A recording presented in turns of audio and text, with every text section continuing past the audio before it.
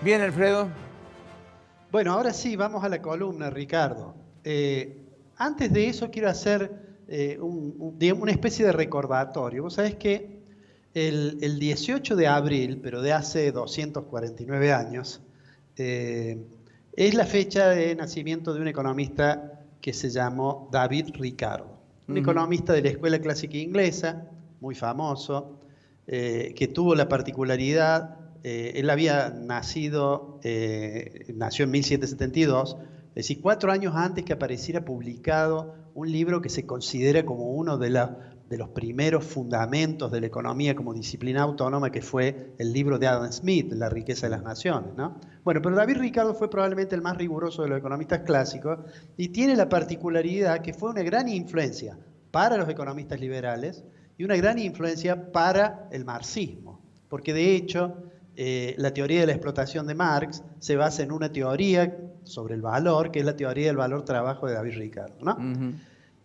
Digo, y hay cosas que perduran en la economía. Cuando nosotros hoy a veces escuchamos que alguien dice, y nosotros nos tenemos que especializar en lo que tenemos más ventajas, y eso se llama la teoría de las ventajas comparativas, no es algo que sea nuevo. En realidad la teoría de las ventajas comparativas fue uno de los aportes de David Ricardo cuando escribió por allá, por 1817, la primera edición de sus Principios de Economía Política. Porque en economía, bueno, yo lo he dicho aquí, suelo decirlo en la cátedra, las ideas no mueren, las ideas se duermen hasta que algún otro autor, con modificaciones, nuevamente las pone en En vigencia. vigencia. Pero bueno, hecho este recordatorio de David Ricardo, digamos, vamos a lo nuestro, al comentario de la coyuntura. Había pensado ponerle como título a esta columna que el título fuera Nubarrones que pueden anticipar una tormenta. Ujú. Por qué digo esto? Porque en realidad hay un conjunto de elementos, digo en lo estrictamente económico, además de lo político, esto que vos señalabas de las confrontaciones que hay a nivel político, las tensiones políticas, pero digo, a nivel de la economía hemos dicho hay un conjunto de problemas que a veces los reflejamos en el fracaso que tiene el gobierno para morigerar la tasa de inflación, ¿no?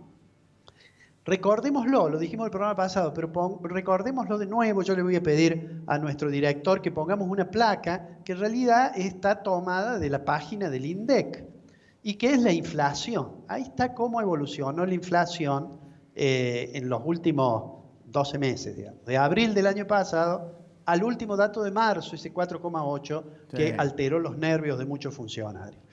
¿Y por qué quería ponerlo? Porque simplemente de verlo uno llega a la conclusión de que abril, este mes que está transcurriendo, difícilmente uno pueda pensar que va a tener una tasa de inflación parecida a la de abril del año pasado, que fue 1,5. Claro.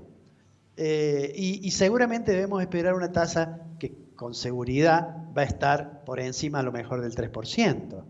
Eso hace, lo dijimos en el programa pasado, que la idea de una inflación del 29%, que es la que figura en el presupuesto, sea ya una meta virtualmente inalcanzable. Bueno, hay muchos datos que son preocupantes. Hay algunos que muestran que probablemente tengamos una mejora. Nosotros hemos dicho, en términos de nivel de actividad, pensamos que 2021 es muy probable que sea mejor a 2020.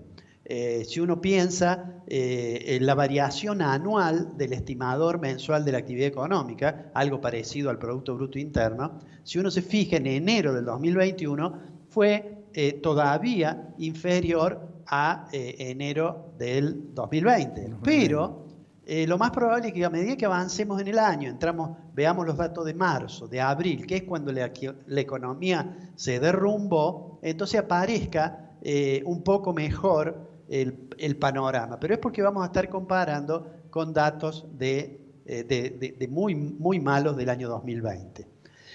Ayer el INDEC publicó un dato que es interesante de mirar, que es la capacidad utilizada del sector industrial. Es este cuadro que amablemente ha puesto el director allí. Vemos que es 58,3. 58,3 es la capacidad utilizada y eso en realidad es un poquito más de lo que hubo en enero. Había Ah. 57,2. De todos modos, digamos, lo más probable es que esta capacidad empiece a ser claramente superior a la del año pasado. Ahí vemos que tenemos la de febrero del año pasado, no está en el gráfico, pero fue 59%, pero a medida que avancemos en el año, ahí tenemos los datos en el que hubo tanta capacidad que no se utilizó, que es abril, mayo, junio y julio, que recién se empezó a recuperar el nivel de actividad. Si uno mira cuáles son los sectores, y esto es muy importante porque la recuperación es realmente muy heterogénea. En la placa siguiente vamos a ver cómo son ese 58,3 del nivel general, cómo es por sectores. Entonces tenemos 5 sectores que están por encima de ese nivel de utilización de la capacidad y restantes que están por debajo. Y acá estamos hablando del sector industrial. ¿Qué es lo que debemos esperar en los próximos meses? Bueno, probablemente mejore un poco más la capacidad utilizada, probablemente el estimador mensual de la actividad económica muestre a partir de marzo que estamos mejor que en 2020, pero de todos modos seguiremos con las dificultades que tenemos, ¿no? Hay sectores que están virtualmente devastados, pensemos en hotelería, pensemos en gastronomía, etcétera, ¿no? Sí. Entonces, ¿por qué digo que puede haber nubarrones que pueden anticipar una tormenta? Porque te diría, hasta que salió el índice del mes pasado, el gobierno estaba muy confiado que iba a ir morigerando la tasa de inflación y que iba a contar con los malos datos del 2020 para mostrar buenos datos de 2021. Y el mercado cambiario está tranquilo, pero hay veces que hay ciertas calmas que preceden a las tormentas.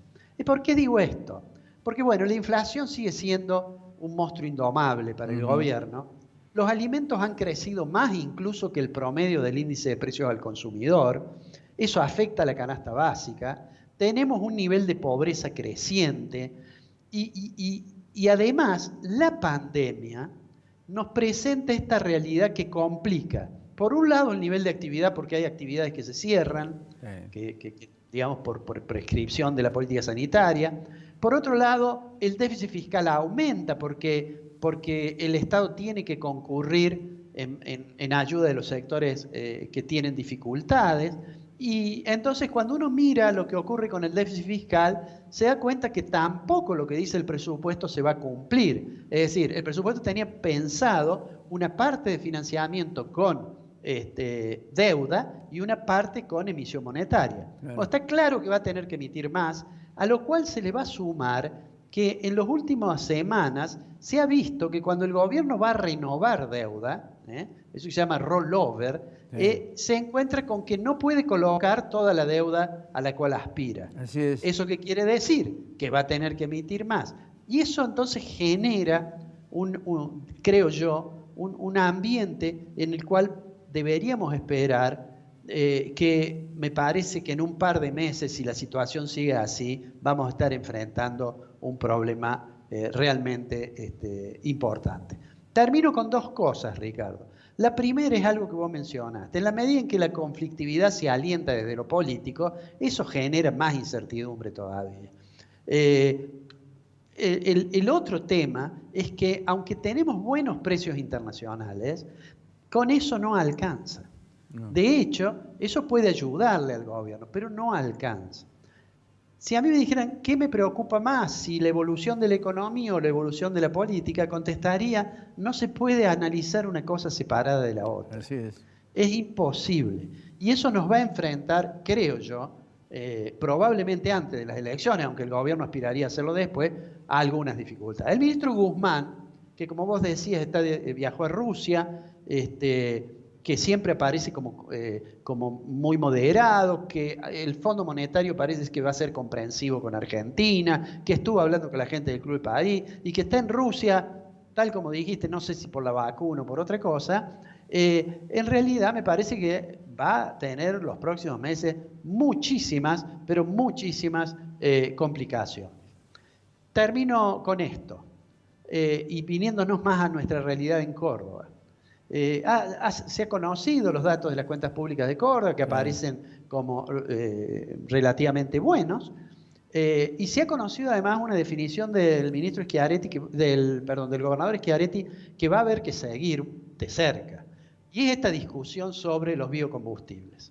Sí. El proyecto de biocombustible que había sido aprobado por unanimidad en el Senado, por alguna razón que algunos le adjudican al lobby petrolero, está frenado. Y si efectivamente Argentina deja de tener esta obligación de cortar los hidrocarburos con biocombustible, seguramente Córdoba va a sentir el impacto porque Córdoba tiene en ese sector un desarrollo importante. Digo, me parece bien que nuestros diputados, la mayoría de ellos creo, por Córdoba, y que el gobernador hayan dicho que es necesario que se prorrogue al menos esa legislación. Por ahora no lo sabemos, el mayo se acerca y seguramente se va a tensionar de nuevo la relación con la nación si eso finalmente no se resuelve. Volviendo a lo que decía Ricardo, sí. Esta calma que algunos perciben puede ser peligrosa. Sí. Yo diría que en 60 días vamos a ver, si la situación no se ha modificado de manera favorable, vamos a volver a ver que las nubes estas que preocupan empiezan a formar una tormenta. Tengo que coincidir con vos, necesariamente tengo que coincidir con vos. ¿Por qué? Porque realmente no se ve en el horizonte, no se ve en el horizonte, todavía que el sol pueda traspasar esas nubes. Y las nubes se ponen cada vez más negras. Y cuando las nubes presagian lo que vos decís, la tormenta. Hasta la semana que viene, Alfredito. Hasta la semana que viene, Ricardo.